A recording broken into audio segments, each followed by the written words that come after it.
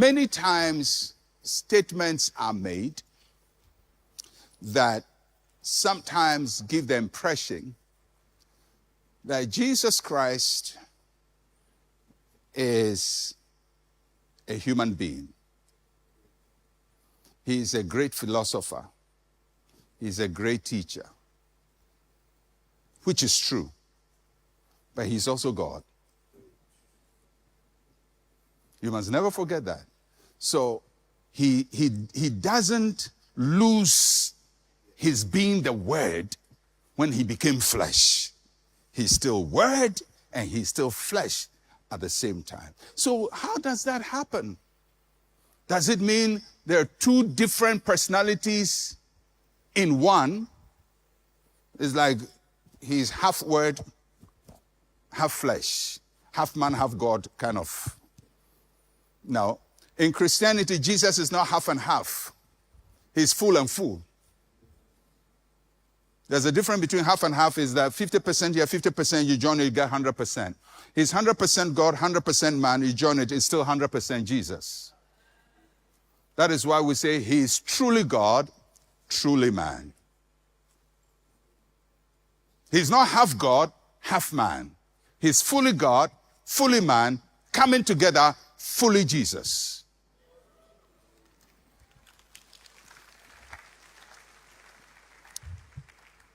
Now, the church doctrine that supports that, the early Christians, they had to think through all of these things. And the creed that emerged from that came from Chalcedon, says that Jesus Christ is truly God and truly man, with two natures, without confusion, without change, without division, without separation. In other words, you cannot separate the two natures. You cannot say the physical and the God are separated. No, they are always together, but they are not confused. And you can't divide it. So you cannot say, at this point, this is just Jesus, the flesh, or Jesus, the Word. No, it's one person. He's not a schizophrenic.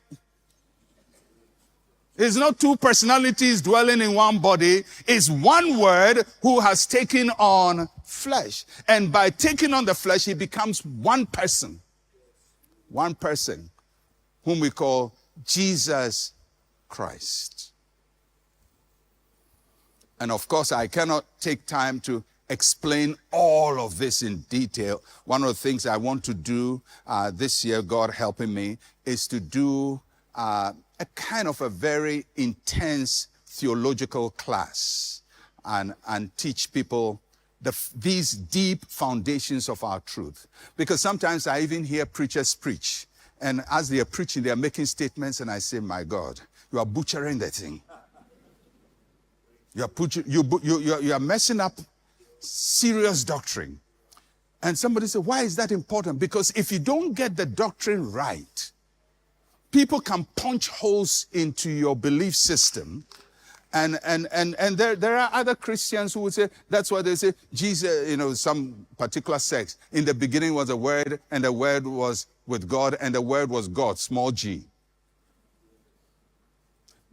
Why? Because somehow they haven't been able to reconcile the become and how the become takes place.